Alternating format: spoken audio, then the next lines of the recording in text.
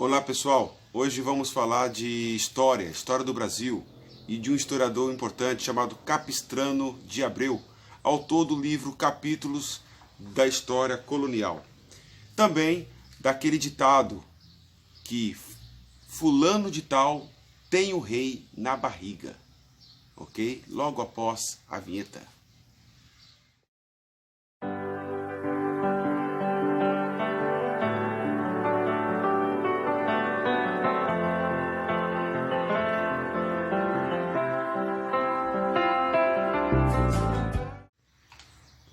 O livro é esse aqui, ó, Capítulos da História Colonial. Esse livro foi escrito por João Capistrano de Abreu. E tem um capítulo chamado Explicação. Tanto a introdução do livro quanto o capítulo intitulado de Explicação foi escrito aí pelo historiador José Honório Rodrigues, que podemos falar sobre ele em outro momento. E José Honório Rodrigues, ele resgata e coloca João Capistrano de Abreu nos palcos da historiografia brasileira. E ele vai falar o seguinte, que o Capistrano, ele trabalhou na Biblioteca Nacional, como eu falei no vídeo anterior, e por 6 horas por dia. E o seu trabalho era bisbilhotar, estudar os arquivos da biblioteca. Ou seja, Capistrano de Abreu era um verdadeiro rato de arquivo. Diferente de nós hoje, né? Nós abrimos o computador, acessamos o site da Biblioteca Nacional e lemos lá ali os arquivos digitalizados. Olha que conforto! Capistrano de Abreu, ele é um historiador que se focaliza ali no período do Brasil colônia. E José Honório Rodrigues fala que Capistrano de Abreu tinha uma sensibilidade em relação ao fato, que ele conseguia captar o espírito do acontecimento. Lembrando que o papel do historiador não é apenas decorar fatos, mas entender o que está por trás destes fatos.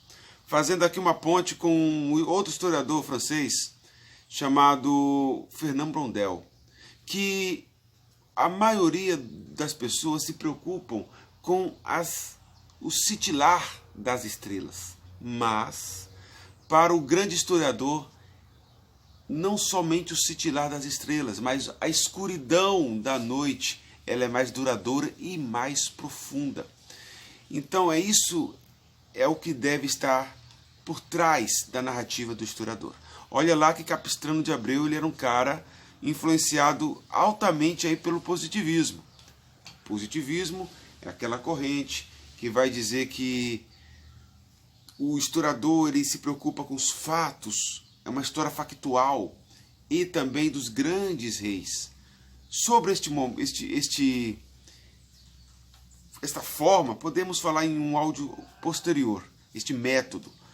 Mas mesmo assim, o Capistrano de Abreu foi considerado pelo Honório Rodrigues como um historiador que se preocupa com este pano de fundo que está por trás dos acontecimentos. As pessoas esquecem que no período do século XVIII, século XIX em especial, na formação dos grandes estados nacionais ali, queda de monarquias, era possível na época fazer história da lágrima, do sorriso, do gesto, né? Então, as pessoas só acusam o positivismo de ser uma história factual. No entanto, não esquece de falar que as condições deste século não favoreceram outro tipo de história. E eu digo assim, por que é bom estudar esses historiadores antigos? Porque eles não são presos com certos detalhes do politicamente correto.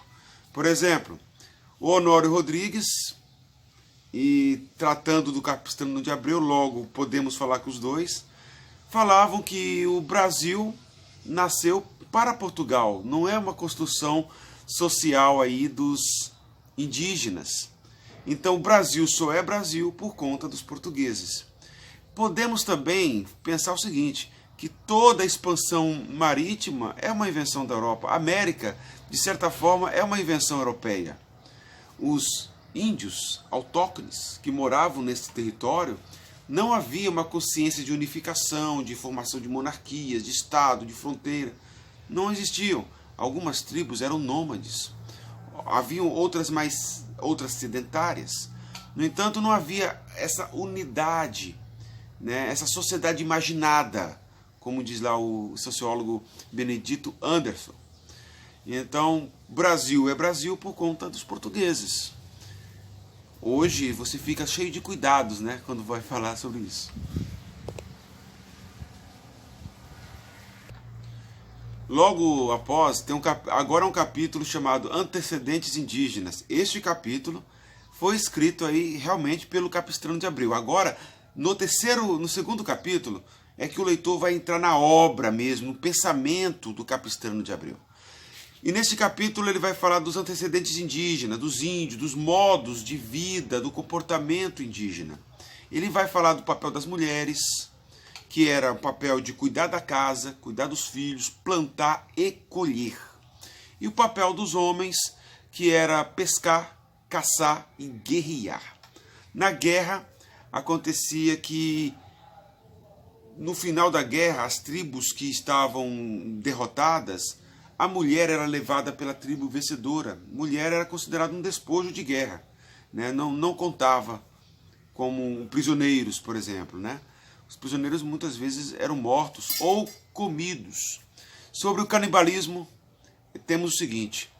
Capistrano de Abreu vai abordar dois tipos de canibalismos aí. Um canibalismo que comia a carne do adversário. Então, o guerreiro que matava vários homens adversários, que eram grandes guerreiros, ele comia. E aquilo ali, ele acreditava que estaria absorvendo toda a potencialidade. E isso dava status para ele. E havia algumas tribos que comiam até parentes. Desculpa pelas bagunças do vídeo, que aqui não tem edição, viu? Capistrano não vai deixar de lado o aspecto da natureza do sertanejo e a natureza do sertão. E como na época ele percebe que as estradas eram ruins, precárias e muitos lugares nem haviam estradas, Capistrano vai falar que os rios eram as estradas da época. E muitos desses rios eram de navegação difícil, né? Hoje geógrafos chamam de rios de planalto, como era o rio Tocantins. Então os rios principais aí eram o rio Amazonas, rio São Francisco. E por falta de estradas, as populações, o povoamento foi primeiro momento ali na zona da Mata Atlântica, ali na parte litoral, né? E o Capistrano vai fazer uma seguinte observação de uma tribo de índios chamado Cariris, que ficava ali na região onde hoje é o estado do Ceará. Esses índios tinham cabeça chata, meio troncudos, e Capistrano vai dizer que talvez tenha interferido na forma anatômica dos cearenses de então. E também sobre a falta de trabalho, o atraso sertanejo é proveniente dessas tribos indígenas que não tinham a consciência do trabalho. Aqui é César Augusto, história para dentro da cabeça. O ditado fulano de tal tem rei na barriga vem do século XVII, século XVIII, quando a rainha ou amantes se engravidavam do rei e no palácio elas queriam ter um tratamento especial, diferenciado. Daí criou-se o ditado fulana tem um rei na barriga. Hoje significa alguém que dá muita importância a si mesmo. Um grande abraço.